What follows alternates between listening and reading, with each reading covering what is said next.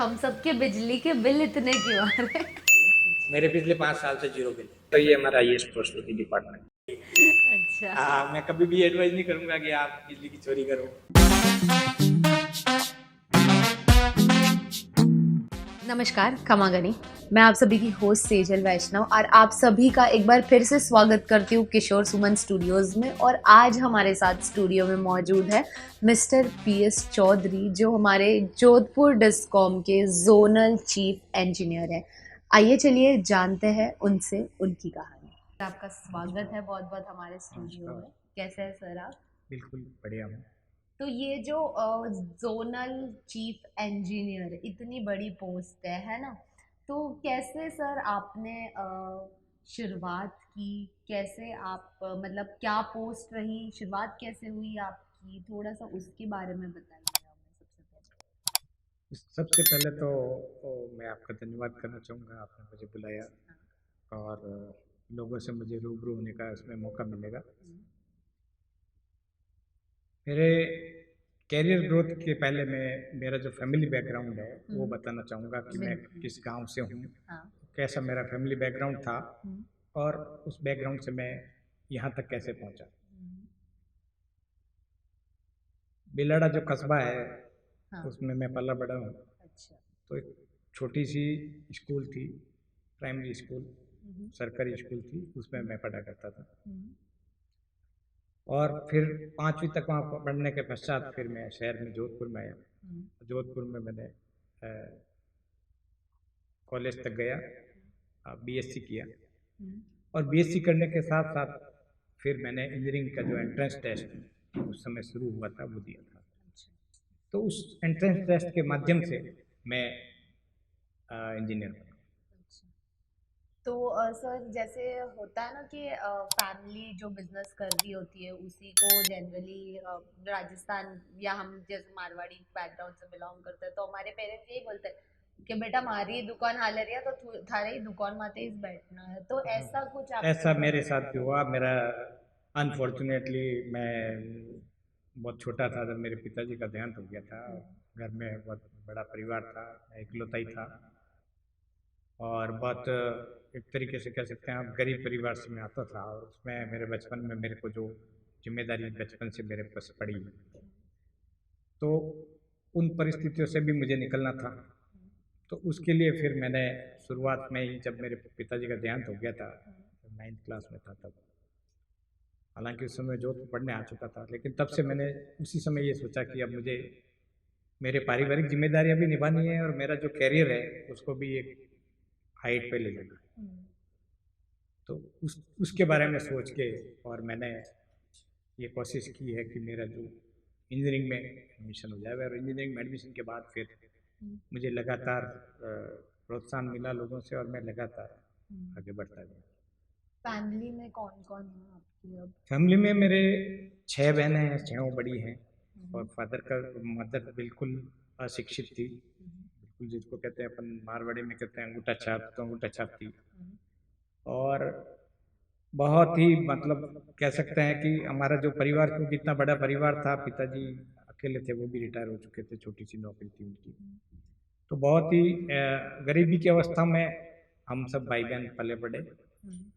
और मेरे पिताजी ने उस समय भी, जब आज से 50 साल पहले, जब 50-60 साल पहले जब लड़कियों को पढ़ाए थे नहीं थे, उस समय भी मेरी जो बहन है आज की तारीख में सारी 8वीं 10वीं और ग्रेजुएट पास हैं। और सब मतलब पढ़ाई में उस समय जो भी पढ़ाई अवेलेबल थी, जो भी सुविधाएं मिलती थी, वो सुविधाएं मेरे पिताजी ने उनको उपलब्ध कराई और उनको पढ़ाई। तो अभी बहनें सारी सेटल्ड है? हाँ, बहनें मेरी सारी 6 बहनें सेटल हैं, सब मेरे से बड़ी हैं।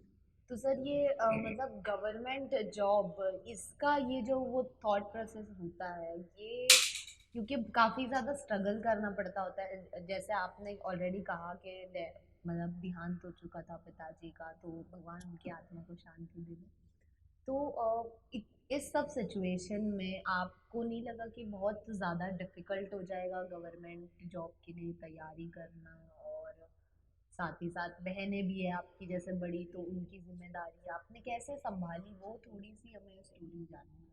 उसमें मैं बताना चाहूँगा मेरी जो सबसे बड़ी बहन है, अ, मैं उनके पास रहा जोधपुर में आने के पश्चात और उनके घर ही रहा, और उनका मुझे बहुत सानिध्य मिला, मेरा आशीर्वाद मिला, और उन्होंने मेरी पढ़ाई में बहुत सहयोग किया और हमेशा मुझे प्रोत्साहन किया कि भी तू कुछ बन सकता है।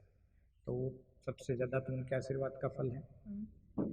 और मेरी जो माता जी थी, जब एक उम्र में आ गई, वो 55 के करीब हो चुकी थी, और जब मैं कॉलेज में घुसा तब तक वो मजदूरी करके और कुछ पैसे मेरे को जोधपुर भेजती थी, ताकि मेरा जो रहना और पढ़ाई का कुछ काम हो जाए। लेकिन वो पर्याप्त नहीं था, क्योंकि पिताजी की जो पेंशन थी बहुत, उस समय मात्र 200 रुपये पेंशन होती थी, और 200 रुपये में जोधपुर में रहना और बिलाड़ा में जो बाकी परिवार है उनका खर्चा चलना लगभग असंभव था। तो तब उस समय तक तो, जब तक उनका शरीर काम किया, जब तक वो मजदूरी का काम करती रही, और जब मुझे लगा कि अब मैं कुछ खुद कर सकता हूँ, तो फिर मेरे इंजीनियरिंग में एडमिशन के पश्चात मैं उनको जोधपुर ले आया और मेरे साथ रखा। और उस समय भी वो मेरी पढ़ाई के लिए हमेशा चिंतित रहती थी, और इतना उनको भी मतलब ये इतना चिंता थी कि वो हमेशा, जब भी मुझे भी, मैं उठने का कहता था 5 बजे मुझे उठा देना पढ़ाई के लिए, तो वो 4:30 बजे खुद उठ के और चाय बना के रेडी रख के फिर 5 बजते ही पहले ही मेरे को कह देती थी कि आप उठ जाओ भाई, अब तुम्हारी पढ़ाई का वक्त हो गया। तो उनका एक बहुत बड़ा मेरे ऊपर आशीर्वाद रहा, और उनकी भी इच्छा शक्ति थी, और मुझे जितना मैं कर पाया उसके हिसाब से मैं अपना कैरियर बना सका। तो आप जब मतलब पढ़ाई कर रहे थे तब आपने कोई सोचा कि अब मुझे कोई साइड में छोटी जॉब करनी चाहिए, या ऐसे कुछ कभी दिमाग में आया, या कभी दिमाग में आया ऐसे कि नहीं बहुत ज़्यादा स्ट्रगल हो रहा है, मेरे से नहीं हो रहा है, मैं छोड़ दूँ, क्विट कर दूँ? देखो, ऐसी परिस्थिति हर बार आती है, और मैं थोड़ा सा मेरा जो एजुकेशन बैकग्राउंड बताना चाहूँगा कि गांव में मैं 5वीं तक पढ़ा, और जिस स्कूल में पढ़ा उस स्कूल में एक कमरा हुआ करता था, और पेड़ के नीचे हमारी क्लासें लगती थी, अच्छा। और हम किताबें जो एक जो गेहूँ डालने का कट्टा है उसमें डाल के ले जाते थे, अच्छा। और खुले आसमान में क्लासेस लगती थी, और जब हम बैठते थे तो वो किताबें बाहर निकाल के ज़मीन पे रखते थे और कट्टा बिछा के बैठ जाते थे। और चूंकि कोई कमरा नहीं था, इसलिए जैसे भी मौसम खराब होता है, जिस दिन ज़्यादा गर्मी होती है उस दिन घंटी बज जाती, छुट्टी हो जाती थी। अच्छा। तो गांव में ऐसे माहौल के जो स्कूल में मैं पढ़ा, लेकिन वहाँ प्राइमरी पढ़ते हुए भी एक दो मेरे को अभी तक याद हैं, वो अध्यापक और अध्यापिकाएं हैं जिन्होंने मुझे प्रोत्साहित किया कि तुझे आगे पढ़ना चाहिए। और वहाँ से फिर मैं प्राइमरी स्कूल करने के बाद जोधपुर में आ गया, और जोधपुर में मैंने बीएससी करते हुए इंजीनियरिंग के एग्ज़ाम दिए, और मेरे मतलब बहुत इच्छा शक्ति थी कि मेरे को इंजीनियर ही बनना है।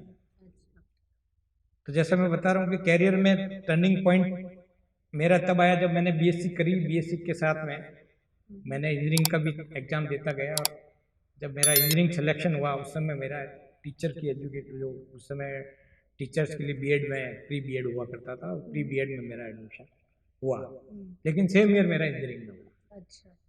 अब मेरे पास दो परिस्थितियां थी, या तो मैं बीएड कर लूँ 1 साल में, और उस समय नौकरियां बहुत जल्दी लग जाती थी टीचर्स की, कोई दूसरा कंपटीशन ज़्यादा था नहीं, तो नौकरी लग सकती थी। तो 1 साल बाद मुझे मेरा घर का खर्चा चलाने के लिए इनकम शुरू हो जाती, इनकम मेरी शुरू हो जाती। जी। लेकिन क्योंकि मेरे को थोड़ा लॉन्ग टर्म सोचना था, तो इसलिए मैंने वो ऑप्शन रिजेक्ट कर लिया, मैं बीएड नहीं करने गया, तो मैंने इंजीनियरिंग में एडमिशन लिया। और ईश्वर की कृपा से मेरी क्योंकि रैंक भी अच्छी आई, तो मुझे अच्छी फिर इलेक्ट्रिकल इंजीनियरिंग ब्रांच मिल गई, जोधपुर कॉलेज मिल गया। और 4 साल जब मैं पढ़ा, तो अब क्योंकि इंजीनियरिंग में आपको मालूम है थोड़ा पैसा ज़्यादा लगता है, पढ़ाई का खर्चा ज़्यादा लगता है, तो उस खर्चे को निभाने के लिए खाली पेंशन से तो ये हो ही नहीं सकता था। तो जो गांव में घर था उसको किराए पे दिया हुआ था, तो उसका भी किराया बहुत मामूली सा आता था। ये संभव नहीं था कि मेरा पढ़ाई का पूरा खर्चा और यहाँ रहने का खर्चा, और मेरे मदर भी साथ रहते थे, तो ये नहीं हो सकता था। इसलिए मैं शाम को फिर रोज जैसे ही कॉलेज से आता, कॉलेज से आने के बाद शाम को 3 घंटे घर घर जाके ट्यूशन पढ़ाता था बच्चों को। अच्छा। उस समय लड़कियों को स्पेशली, क्योंकि ऐसे कॉलेज वगैरह से थे नहीं, ट्यूशन सेंटर भी नहीं थे, और प्रेफर भी नहीं करते थे, बाहर भेजते भी नहीं थे। तो जिन सामर्थ्यवान जो लोग थे वो ये चाहते थे कोई टीचर आके उनकी लड़कियों को घर पढ़ा लो। तो मैंने पूरा इंजीनियरिंग करते करते हमेशा शाम को 3 बजे ट्यूशन पढ़ाई। तो सर ये सोल आपका डिसीजन था या आपने अपने फैमिली से डिस्कस किया, मम्मी नहीं, से? उस समय मेरे को डिसीजन लेने के लिए मुझे ही सब कुछ लेना पड़ता डिसीजन लेने, क्योंकि घर में बड़ा भाई तो कोई था नहीं। हाँ, ये जरूर है कि जब मेरे पिताजी का देहांत हुआ तो गांव में जैसा माहौल होता है उस समय जो भी मेरे बड़े बुजुर्ग थे उनको लगा कि अब ये पढ़ाई कैसे करेगा, कुछ का घर में कोई इनकम का सोर्स नहीं है, जमीन नहीं है, कोई इनकम का सोर्स ही नहीं है, तो ये पढ़ेगा कैसे। और फिर बहनों की भी जिम्मेदारी है। तो इसको कोई छोटा मोटा धंधा सिखा देते हैं। तो मुझे ये ऑफर हुआ था कि आप जो उस समय जो वाटर पंप जो होते हैं ना, उसको जब चल जाते हैं तो उसकी वायरिंग वगैरह वापस करने का मिस्त्री का जो काम होता था, ये मुझे ऑफर हुआ था कि मैं मिस्त्री का काम सीख लूं ताकि मेरा गुजारा हो सके। लेकिन ईश्वर की कृपा से और मेरे जो सबसे बड़ी बहन है उन्होंने भी मतलब मुझे हिम्मत दी, मुझे साथ रखा, मेरा हर तरीके से सहयोग किया, तो मैं जोधपुर पढ़ने आ गया। तो कैसे मतलब जैसे पढ़ाई हो गई, अच्छा कॉलेज का माहौल मतलब कैसा था, कैसे आपके दोस्त बने, आप जैसे कॉलेज लाइफ होती है उस जमाने में भी होती थी? बिल्कुल बिल्कुल। वो कॉलेज का जो समय था वो तो मस्ती का समय होता है। और किसी भी जो इंसान होता है उसका जो कॉलेज पीरियड है, मैं मानता हूँ अगर वो, और खास करके मेरे जैसे, जैसे मैं खाली पढ़ाई में कभी भी खाली पढ़ाई में नहीं रहा, हमेशा दूसरे जो मेरे शौक थे वो हमेशा पूरे किए मैंने। तो कॉलेज में भी मैंने पढ़ते पढ़ते मेरे सारे मैंने शौक पूरे किए। और जो मस्ती जनरल में लोग करते हैं, हाँ ठीक है, कुछ पैसों की वजह से कुछ खान पान में कुछ कमी रही होगी, ज्यादा पिक्चर नहीं देखी, घूमे नहीं इधर उधर, बाहर कहीं नहीं गए होंगे दूसरे शहरों में, वो जरूर लिमिटेशंस थी, वो आर्थिक स्थिति कारण थी। लेकिन हंसी मजाक और कभी कभार इसमें अपने आप को मतलब डुबा देना ताकि बाकी सारी जो मेरी जो चिंताएं हैं वो मिट जाती थी। और कभी भी डिप्रेशन का भाव मेरे नहीं आया, और वही मुझे आगे हमेशा बढ़ाता।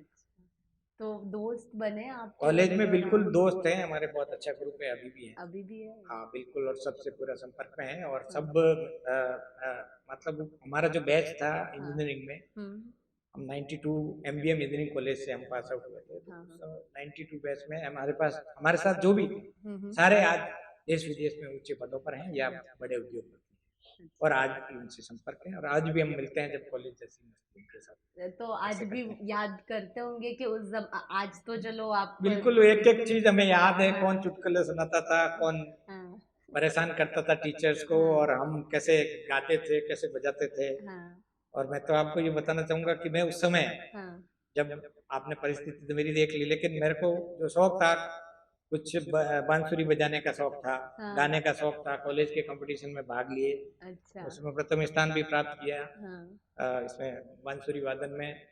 और कॉलेज में उस समय जो रेडियो के प्रोग्राम आते थे शाम को यूथ के लिए, तो हमारे 3-4 का ग्रुप था, तो उस समय भी हमने मतलब उस समय 1989 की बात में, 89 में भी हमने वहाँ कॉलेज के लड़कों के साथ में और जो एक लड़की थी उनके साथ मिलके हमने एक ग्रुप प्रोग्राम आकाशवाणी में किया था, जिसका प्रसारण हुआ था। तो आज भी है वो इंटरेस्ट, वो हॉबी, या बिल्कुल। अभी कुछ चेंज हो गई नहीं है? नहीं, अब बीच में जरूर कुछ, जैसे ही मैं कह रहा हूँ ना, लाइफ स्पान आता है तो बीच में गैप आ जाता है। लेकिन गैप कभी भी इतना बड़ा नहीं हुआ कि मैं मेरा जो मूल शौक है वो भूल जाऊं, या जो साइड के मेरे को जो एंजॉयमेंट मुझे करना है, या मुझे दुनिया की सारी चिंता छोड़ के मुझे एक बार खुद के लिए समय देना है, वो मैं मतलब कभी भी नहीं भूला, और आज भी नहीं भूलता हूँ। तो सर सुना है हमने, जैसे आपने बताया बांसुरी भी बजाते हैं और सिंगर भी बहुत अच्छे हैं, ये भी मैंने सुना है। तो क्या आप 2 लाइनें हमें सुनाएंगे सर प्लीज? कोई भी आपका फेवरेट सॉन्ग रहा हो या? हाँ, लाइनें तो कर, मैं तो वैसे मैं बता रहा हूँ आपको कि बहुत साल हो गए मेरे को। मैं एक संगठन से भी जुड़ा हुआ था, तो वहाँ भी बड़े बड़े जो प्रोग्राम होते थे, उन प्रोग्रामों में मैंने एकल गीत गाए। अच्छा। ओ, वो राष्ट्रभक्ति के गीत थे, वो गाता था। हाँ हाँ। और बाकी फिल्मी गीत और भजन और ये भी मैं गाता हूँ। अच्छा। तो आपकी रिक्वेस्ट है हाँ तो ये गाना मैं सुनाता हूँ। हाँ वैसे मुझे लफ्ज़ कम याद रहते हैं, हाँ बट फिर भी मैं आपको सुनाता हूँ। हाँ।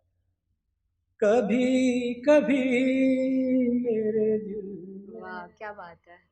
ख्याल आता है, कभी कभी मेरे दिल में ख्याल आता है कि कि जय। जैसे तुझको बनाया गया है मेरे लिए, कि जैसे तुझको बनाया गया है मेरे लिए। Thank you. क्या बात है सर, बिल्कुल ऐसे लग ही नहीं रहा था कि हम किसी ऑफिसर को सुन रहे हैं, बिल्कुल ऐसा लग रहा था कि हमारे सामने कोई बहुत बड़े सिंगर बैठे हो। क्या बात है नहीं, ये सर, देखो बहुत मैंने बताया ना, मैं अपना शौक हमेशा आशीर्वाद है हर स्टेज पे आपको। मैंने पूरा किया है। तो सर जैसे इंजीनियर तो आप बन गए हैं ना, तो आपने कभी नहीं सोचा फिर कि अब ये एक ड्रीम तो मैंने अचीव कर लिया, अब सिंगर बनता हूँ या फोकस करता हूँ या ऐसे कुछ? नहीं, वो जैसा मैंने बताया ना, पारिवारिक जिम्मेदारियां भी थी, हाँ और फिर शादी हो गई, शादी के बाद बच्चों की जिम्मेदारियां भी होती हाँ। है। और तो इसलिए ये तो संभव नहीं था कि मैं कोई दूसरा कैरियर पॉइंट ढूंढ लूँ उसमें से राइट। निकल के और साथ हाँ साथ कर लूँ, हाँ। क्योंकि ये एक अलग लाइन है, इसमें एक राइट। बहुत साधना भी होती है, संगीत की साधना करनी पड़ती है जब आदमी आगे बढ़ता है। हम्म तो ये तो संभव नहीं था, हम्म। लेकिन हाँ जरूर शौक किया, जो कहते हैं शौक किया, मैं हमेशा हाँ गाता रहा हूँ। हाँ। हमारे दोस्तों की महफिलों में, कोई दूसरे कार्यक्रमों में दोस्तों के अच्छा। साथ। तो कभी आपने मैम के लिए गाया है कभी? हाँ नहीं, मैम तो खुद भी गाती है, और अच्छा। हाँ, और आपको बताना चाहूँगा कि वो खुद भी इंजीनियर है। अच्छा। हाँ, ओके। और फॉर्चुनेटली हमारी जैसे जाति समाज में हम्म इंजीनियर्स बहुत कम होते थे, हम्म। लेकिन हमारे दोनों की अरेंज मैरिज हुई थी, और वो सिविल इंजीनियर दिल्ली से की हुई है, और ओके। उन्होंने मैं एमटेक किया था दिल्ली हम्म। से। और चूंकि मेरे बीटेक ही था, तो मुझे लगा डर कहीं मैं पीछे ना रह जाऊं, तो नौकरी जैसे ज्वाइन करने के बाद 4-5 साल बाद मुझे मौका मिला कि मैं भी एमटेक नौकरी के साथ साथ कर लूं, तो वो अच्छा। मैंने भी एमटेक जो है हाँ इलेक्ट्रिकल इंजीनियरिंग में यही हाँ। जोधपुर से एमटेक। अच्छा, मतलब मैडम इस लेवल पे तो हमें हमें भी नहीं, वो देखो लेवल की बात नहीं है, एक तो ये था कि मुझे मौका मिला, हाँ और उसमें मैडम का सहयोग भी मिला, हाँ बिल्कुल। क्योंकि जब बच्चे छोटे होते हैं हाँ तो बच्चों को संभालना, नौकरी संभालना, और साथ में मेरे को पढ़ाई करने देना। हाँ। बहुत, तो शी इज अ वेरी हाँ, स्ट्रांग तो woman, I yes, must she is से। वेरी स्ट्रांग, और हाँ। हमेशा मेरे मतलब मेरे कैरियर ग्रोथ में उनका एक बहुत इम्पोर्टेंट रोल है, अच्छा।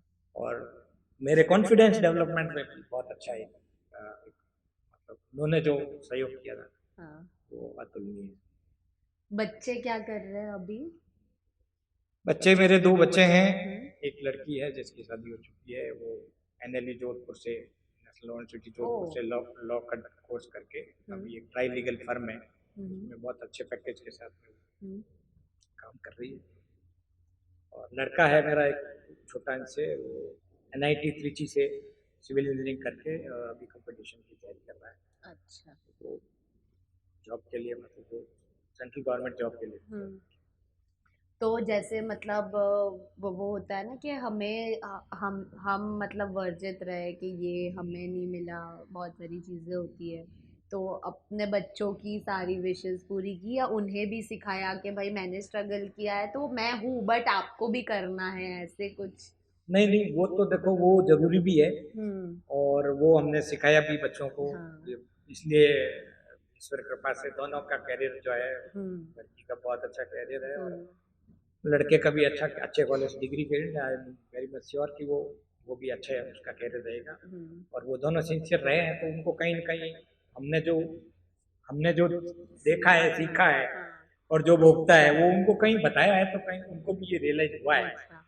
कि हमारे माँ बाप ने कितनी मेहनत करके हमें करी है, तो वो करेक्ट। उस हिसाब से वो भी सिंसियरिटी से उन्होंने पढ़ाई करी है और अपना कैरियर। अच्छा, बहुत बढ़िया, अब अपने अपने सेटल्ड है। हाँ, लड़के और लड़की दोनों अपना सेटल्ड है, किस तरफ से दोनों मतलब बहुत मान सम्मान रखते हैं हमारा। नाइस। हर तरीके से मतलब एक जैसे माँ बाप बच्चे से क्या अपेक्षा करते हैं हाँ कि उनका मान सम्मान रखे, उनकी बात सुने, बिल्कुल। उनका कहना माने। तो हम्म। उसमें मेरे को दोनों से मतलब किसी प्रकार कोई गिला नहीं है, अच्छा। दोनों ही बड़े मतलब। हाँ।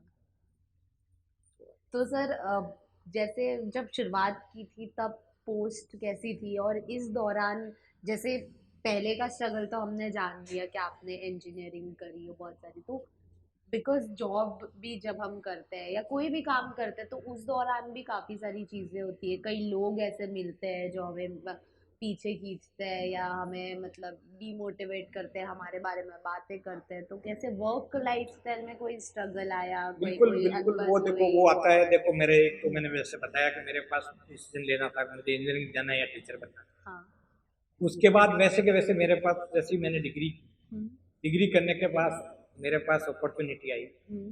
कि मुझे एक लेक्चरर बनने का पॉलिटेक्निक कॉलेज में अच्छा। जॉब आया था। हाँ। वो मैंने जॉब अटेंड किया, जॉब ले लिया वो, हम्म। और इमीडिएट नीड थी तो वो डिग्री करते ही मिल गया था, 1.5-2 महीने बाद। अच्छा। तो वो मैंने ज्वाइन कर लिया, हम्म।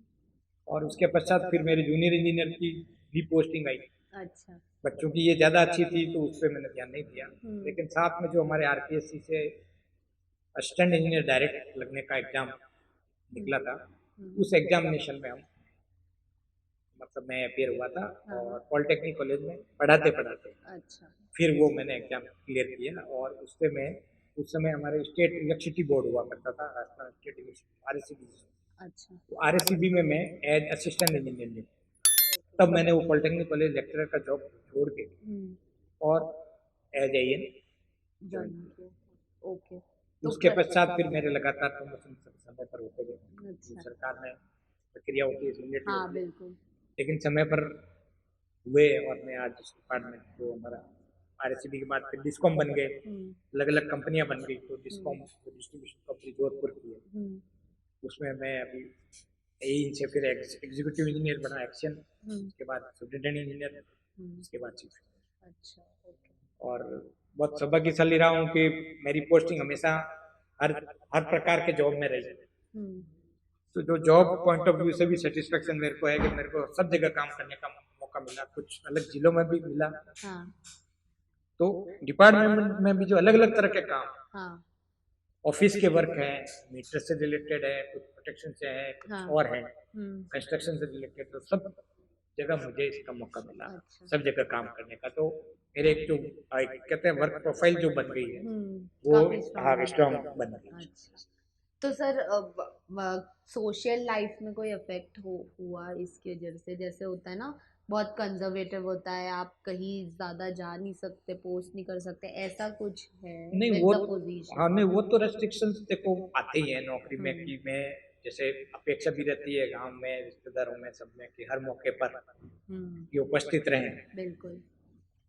तो ये तो संभव ही नहीं है कि हम, पॉसिबल नहीं है, हाँ राइट। हाँ, तो हर जगह अगर मैं रहूंगा हाँ। तो कहीं न कहीं मैं तो कैरियर के साथ धोखा करूंगा, हाँ बिल्कुल। डिपार्टमेंट के साथ धोखा करूंगा, हाँ। या मेरे कहीं ना कहीं मुझे उसमें दिक्कत होगी। तो राइट। बैलेंस जो बना के कि भाई न्यूनतम आवश्यकता जो जहाँ जाना वहाँ गया हूँ, सारी हाँ। जिम्मेदारियां भी पूरी करी है, जो सामाजिक जो भी, हम्म। उसके साथ साथ डिपार्टमेंट में भी अपने को वेल परफॉर्म करना है, राइट। और एक आपकी इमेज होनी चाहिए कि ये यश चौधरी ये चीज हाँ। नाम लेते ही पता लग जाए, हाँ यार ये अच्छा इंजीनियर है। हाँ राइट। तो वो भी बनाना था, तो दोनों में बैलेंस बना के हाँ। डिपार्टमेंट में भी बहुत मैंने मतलब ऐसे काम किए हैं कि अभी आपको बताऊंगा चर्चा में, तो हाँ। बड़ी बड़ी चोरियां जिसको हम इतिहास की, वो अच्छा। उसमें पकड़ने में मेरा मतलब योगदान सहयोग बहुत था। बड़ा था। हाँ हाँ। तो डिपार्टमेंट में भी एक अच्छा काम करते हुए समाज के साथ, जाति के साथ, रिश्तेदारों के साथ हाँ। बनाने की मैंने पूरी कोशिश अच्छा। ओके। नाइस। एक छोटा सा सवाल है सर, ये हम सबके बिजली के बिल इतने क्यों आ रहे हैं? की। बिजली के मजाक है, बिल ये देखो, कट नहीं नहीं कर बिजली देना। का बिल ऐसा है, देखो बिजली का बिल है। मजाक है, बिल- वैसे कट भी हो जाएगा, ऐसा नहीं कोई नहीं कोई बात दिक्कत नहीं, नहीं ऐसा है। नहीं है। देखो मैं बता रहा हूँ आपको, बिजली का बिल है, देखो बिजली का बिल जो आता है ना, हाँ। एक तो वेस्टेज के कारण आता है कि हमारे लोगों की आदत नहीं है हाँ।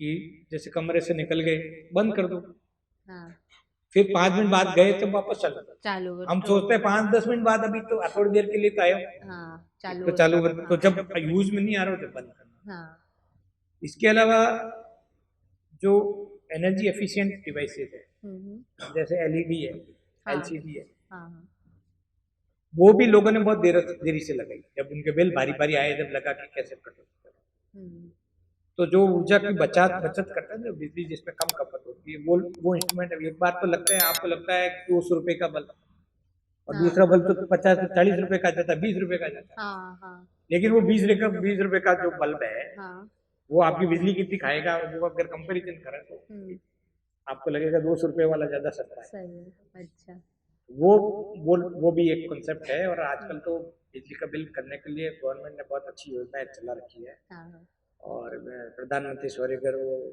योजना है, उसमें आप रूफ टॉप सोलर लगाओ, सोलार लगाओ जी तो बिल्कुल। सोलर लगा बहुत बड़ी मात्रा में लग रहे हैं। हाँ हाँ तो नहीं, जो जो सोलर लगा रहे हैं, मेरा खुद का मैं बताऊँ आपको, हाँ बीइंग डिपार्टमेंट में रहते हुए मैं कोई बिजली की चोरी तो कर नहीं सकता। हाँ ट्रू जब मैं चोरी पकड़ता हूँ, हम्म, तो बिजली की चोरी को नहीं कर सकते, तो फिर मुझे मेरा भी तो बिल मेरा सैलरी से जाता है। हाँ राइट लेकिन मेरे से आज 5 साल पहले जब मुझे ये सोलर वाली स्कीम आई थी, हाँ हाँ तो मैंने उसी समय अपना सोलर लगवा लिया था। अच्छा इसलिए बिजली के बिल कम करने का तरीका यही है कि जो हाँ सरकार की योजना है जिसमें सब्सिडी दी है, हाँ उसमें आपको सोलर के रूफ टॉप सोलर जो है हाँ वो लगाने चाहिए। मेरे पिछले 5 साल से जीरो बिल, अच्छा बिल्कुल जीरो बिल है। जबकि एसी वगैरह सब लगते हैं घर में, हाँ गर्मी पड़ती है, चलाने भी पड़ते हैं, हाँ लेकिन कभी भी मुझे बिल नहीं भरना पड़ा हाँ पिछले 5 साल से। अच्छा और जैसे कैलकुलेशन करें तो मेरे को जो मैंने पैसे लगाए थे उसमें, हाँ वो वो मेरे रिकवर ऑलरेडी रिकवर हो चुके हैं। अब जो मेरे आ रही है वो बिल्कुल मुफ्त की बिजली आ रही एक्सेस है। है, मुफ्त अच्छा की बिजली आ रही मुफ्त की है। अच्छा यानी वक्त आ गया हमें भी अपने घर के बल्ब लाइट्स चेंज करने का। बिल्कुल वो चेंज करना चाहिए। पंखे भी आजकल, जैसे पहले 150 वाट के आते थे, अभी हाँ आजकल 60 वाट का आता है। अच्छा हर चीज एनर्जी एफिशिएंट आ गई है। एक बार जरूर उसमें इन्वेस्टमेंट लगेगा। हाँ बिल्कुल फिर अपने को ये भी लगता है ये पहले का पंखा पड़ा है, पहले की ट्यूबलाइट पड़ी है, वो 40 वाट की जगह 70 वाट ले रही है, हम्म, और अब ट्यूबलाइट आती है आपके 15 वाट की। हाँ अब बिल्कुल आपको लगेगा वो खोल के मैं क्या करूँ, उसका क्या करेंगे? अरे भाई फेंक दो उसको, हाँ हाँ किसी को दे दो, गरीब को जिसके नहीं है। हाँ आप बिल्कुल नहीं लगाओगे फिर भी आपके अच्छा लॉन्ग टर्म अगर आप ओके नाइस थैंक यू बहुत अच्छी एडवाइस दी है सर आपने। बिजली का बिल कम करने का तो तरीका यही है। अच्छा हाँ, मैं कभी भी एडवाइस नहीं करूंगा कि आप बिजली की चोरी करो, नहीं नहीं बिल्कुल नहीं या मतलब यही कह रही हूँ कि हाँ, सोलार पैनल लगाएंगे और बल्ब चेंज करेंगे बिल्कुल आज तक हमें पता ही नहीं था अब आपने बताया हमें तो डेफिनेटली हम करेंगे कि देखते हैं इससे अगर अभी कम आने वाले समय होती में तो आपको पूरे हर घर पे आपको हाँ मिलेगा, क्योंकि बिजली की रेटें जो है वो जिस प्रकार से बढ़ आसमान रही छू है, रही है बड़ा हिस्सा कमाई का उसमें चला जाता है बिजली का बिल भरने हाँ बिल्कुल सर बिल्कुल तो अभी आप कोई मतलब प्रेजेंटली किसी पढ़ाई कर रहे हैं कुछ तैयारी कर रहे हैं कोई में।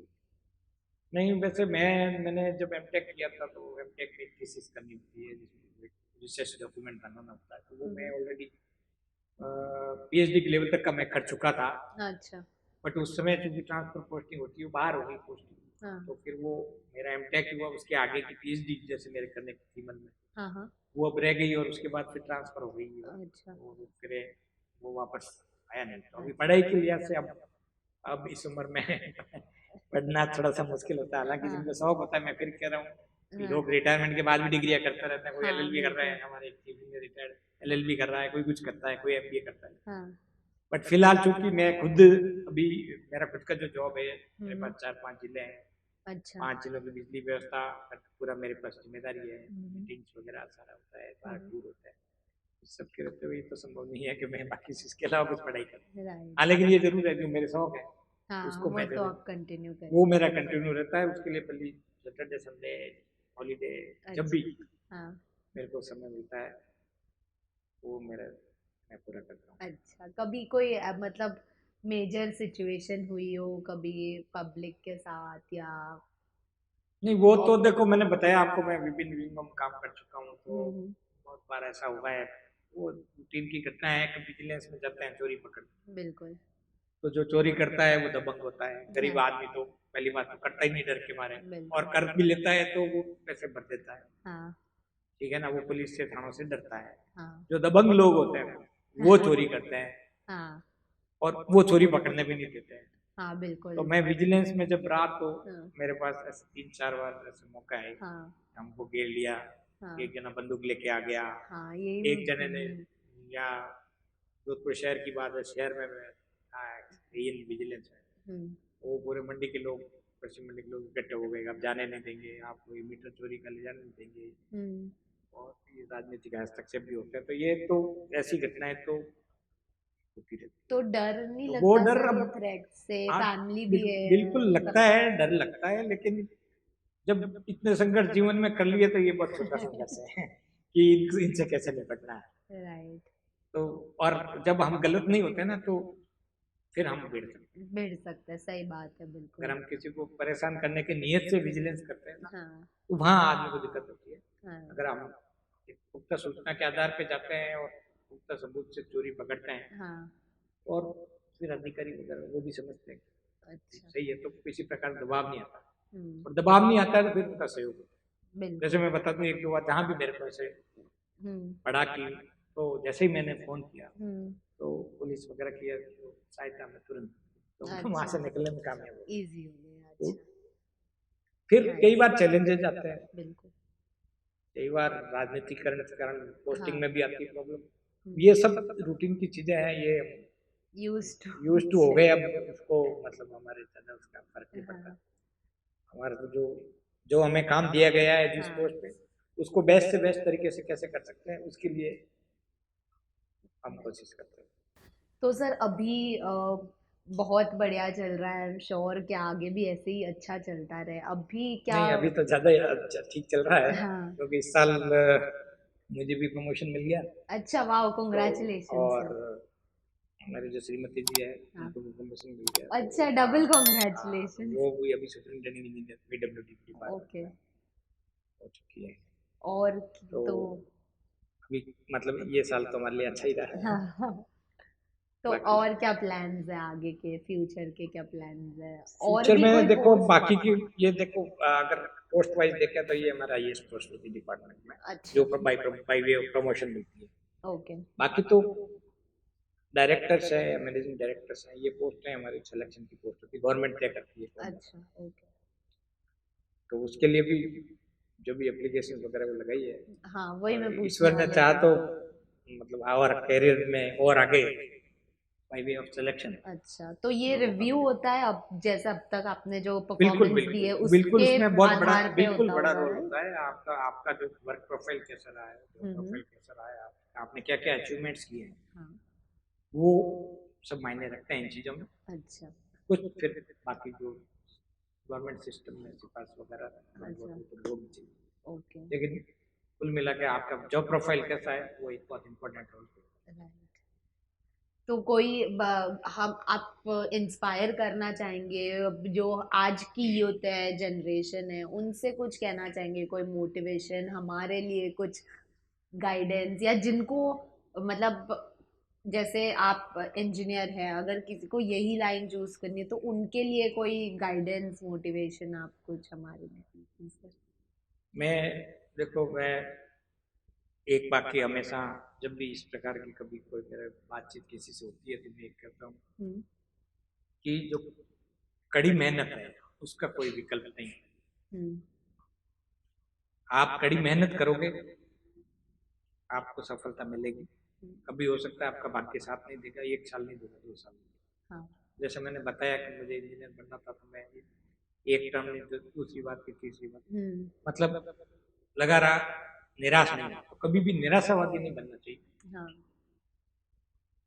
Up right. डाउन हर एक की जिंदगी में आते हैं। हो बिल्कुल। सकता है आपका बचपन बहुत अच्छे से निकला, हाँ। लेकिन आप जब जवान हुए तब तक कोई मुसीबत आ गई, हम्म तो उस समय अगर आपने निराशावादी रुख अपना लिया हम्म और साथ में आ गए, डिप्रेशन में आ गए, तो वो आपके कैरियर में कहीं ना कहीं बाधा करता है। हम्म। तो जैसी परिस्थिति आ रही है उसमें अपने आप को मन से मजबूत रखें, बिल्कुल। वो एक बहुत जरूरी है। हम्म। उसी से आगे बढ़ सकते हैं। हाँ। बाकी परिस्थितियां तो चेंज होती रहती है, हम्म। और जो आपने ध्येय बनाया है हाँ। उसको आप लगातार पीछा करना पड़ेगा उसका। हाँ। अगर लगातार पीछा नहीं करोगे, छोड़ दोगे बीच में, हाँ, तो नहीं हो पाएगा। राइट। तो बाकी कुछ अपना स्वयं का भी भगवान ने भी कुछ अपने के लिए कुछ चीजें बनाई है, कोई कैरियर बनाया है। हाँ। जैसे मैं तो मेरा खुद का एग्जाम्पल आपको बता दूं, बिल्कुल।